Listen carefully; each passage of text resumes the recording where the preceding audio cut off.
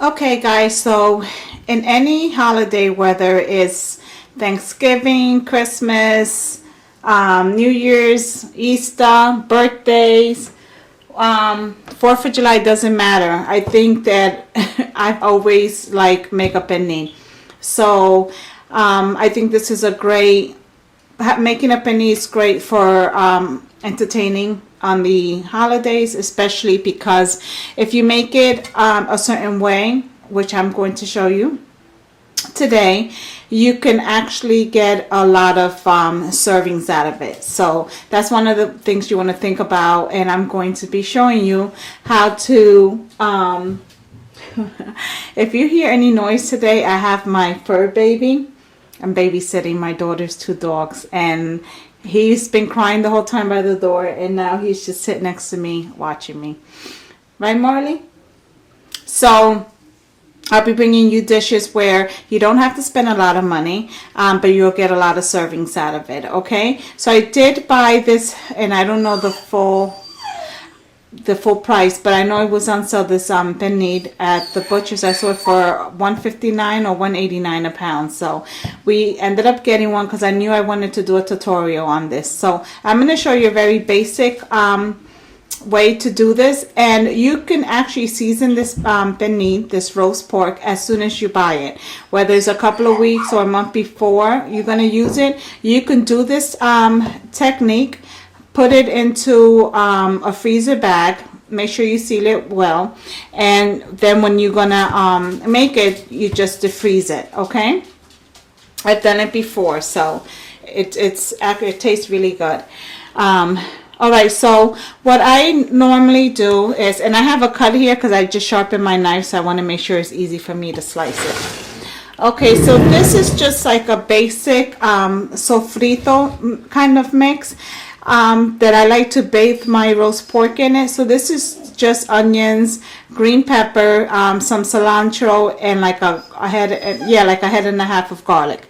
So and I just do that just to bathe it, so I can kind of marinate in this. Okay, so you don't have to do this part if you don't want to. It's up to you. A lot of people like to wash their roast pork, the pernil, with vinegar or lemon.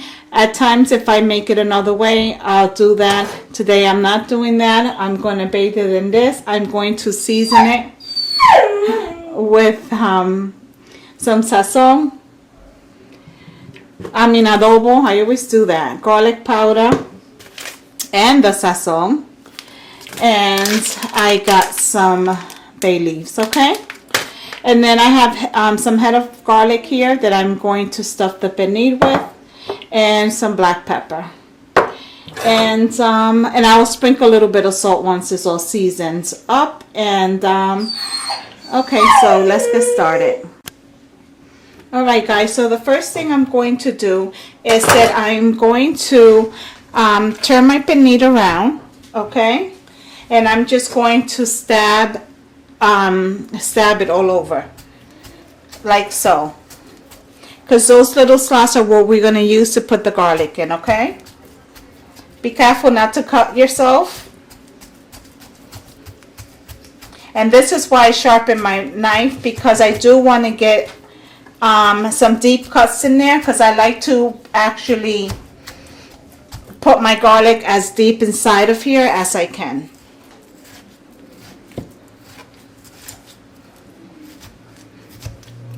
You can try when you make the cuts not to put them so close to each other, although it always happens.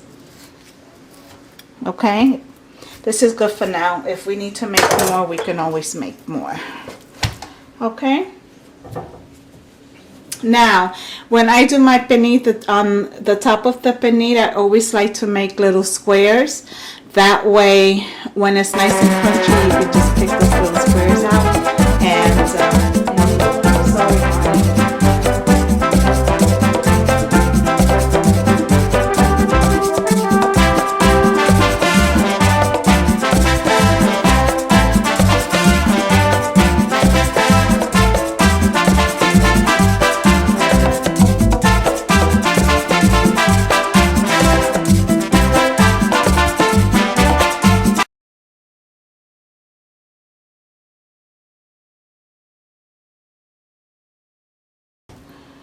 Actually, let's do it this way. I cut my garlic up and then I smashed it a little bit. That way I can shove them in these little holes in there. So you see, when I smash them, I just like to pick them apart like that and just put it inside of the little holes. If you don't like to touch the meat, try to see if you find someone nice enough to do it for you. But I definitely recommend that you shove the garlic in the pernil. I mean, I've never done it no other way, so this is the way I was taught, how I see my grandma, everybody make their pernils. Some of the garlic might fall out, but that's okay. I don't know where I put all the holes at.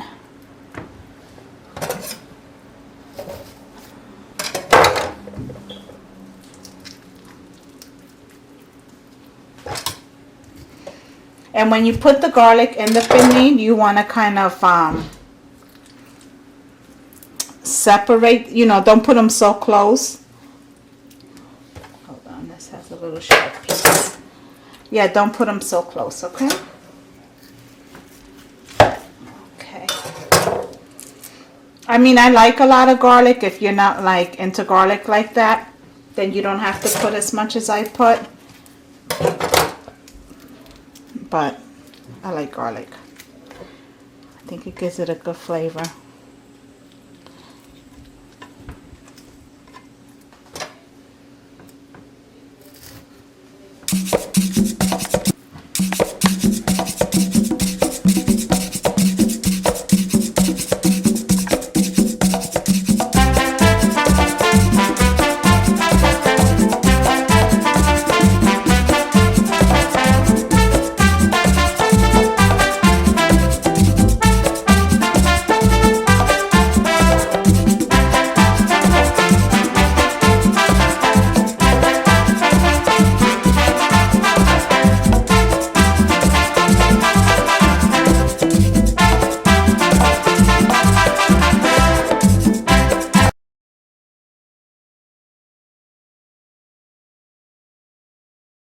Alright guys, so now what we're going to do is we're going to season, let me zoom out a little bit, season the pernil up, okay? So I'm going to sprinkle garlic, if I can get it open.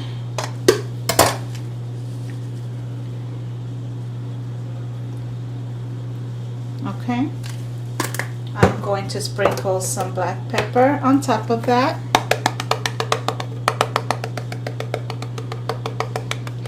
And I don't measure anything, guys, just, you know, eyeball it. Maybe I should have measured it for you, but I didn't. I'm sorry about that. Because I never measure, I just sprinkle.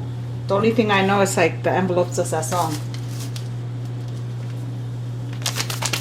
Your penny may be a lot bigger than mine. It might be smaller. So, therefore, you know, you got to alternate your seasoning. So, just play it by eye, you know. Okay, so now for the messy part. Now that we put everything on top of there, what I do is I take some of the mixture that I made. Let me show it to you. And I just pour it on the top. I hate doing this. I hate massaging the meat. If my cousin Angela was here, she would do it. She knows I always used to tell her. I'm talking part. I used to always tell her that I hate massaging the meat, and she does it. I don't like it. So, okay, so now we're on, let me just rinse my hand, on this side here. And we're going to season the top as well.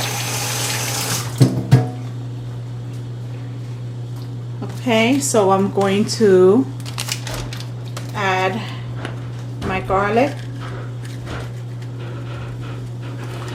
I'm going to add my adobo.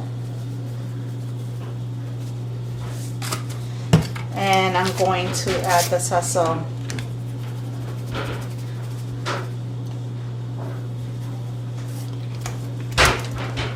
And my mixture of cilantro, onion, garlic, and green peppers. I'm just using the whole thing.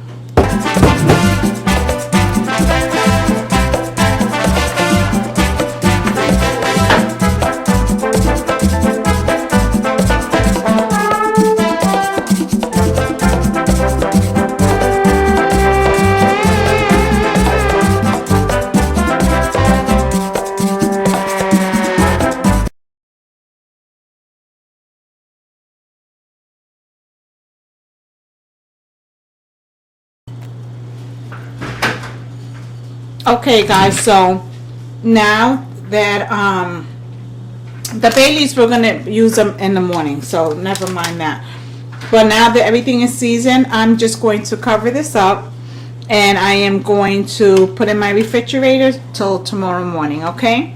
And like I said, it might look like a lot of seasoning and a lot of that, the sofrito kind of mix, but it's alright. You want that to marinate in here. I'm gonna leave it on this side for now, and then before I go to bed, I'll flip it on the skin side, okay?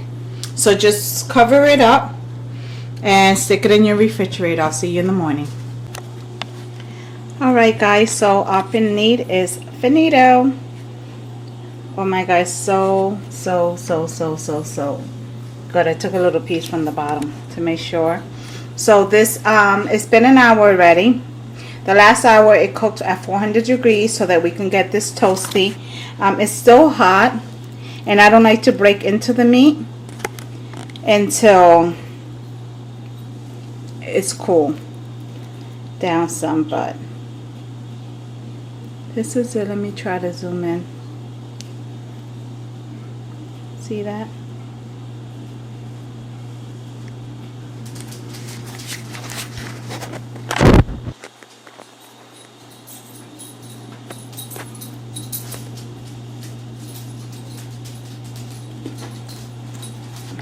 Oh my God, so good and crunchy.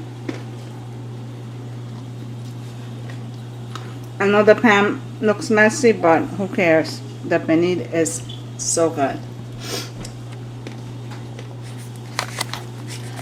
Now I'm going to allow this to cool down. Then I'm going to cut the meat off the bone, and I'm just going to let it sit in this little bit of drippings. It's not much, so the pernil can, you know, take all that, the juice of the drippings. Is really good. And it's better if you're entertaining especially a large crowd, that you break all of the meat off the bone and put it in a tray. That way people are not cutting it, taking more that they're going to eat and just wasting it. That way it just makes it easier for them to pick than to be cut in big pieces. And always remember, don't throw away the bone. I have a recipe coming up on how to make fresh beans using this bone. So take the, once you clean the meat out, do not wash the bone. You want all that flavor on the bones. Take the bone, put in a Ziploc bag, make sure it won't get freezer burn, and stick it in your freezer, and look out for the video on fresh beans using this bone. Okay, got my arroz con gandule cooking over there. This looks delicious.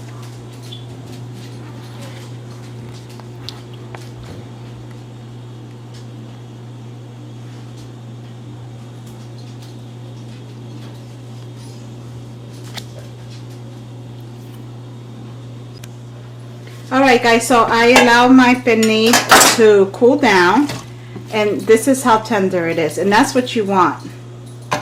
Okay, and I am going to start just taking it apart, and I'm going to save the bones, remember.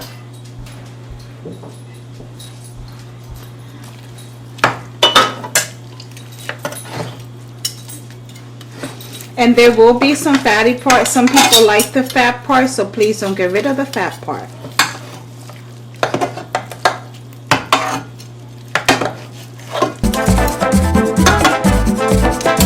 Let me try to pick it up and see.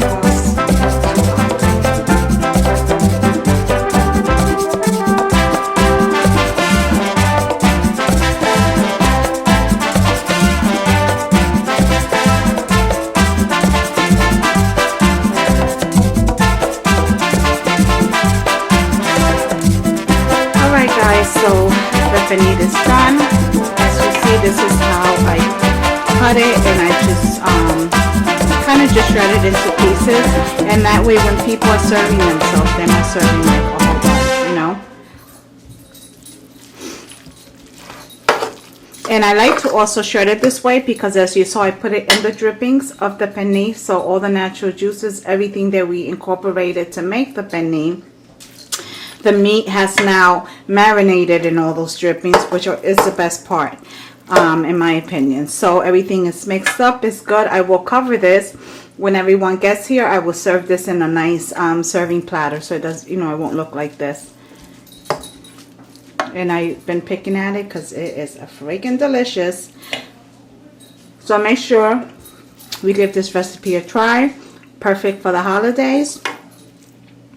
Make sure you stay tuned for 12 holiday recipes. And if you haven't already, please subscribe. Hit that little bell so you can get notifications when I'm premiering my next video. Thank you so much for watching. It's Simply Nana with Crafting, Cooking, and Sazon. To the next one. God bless.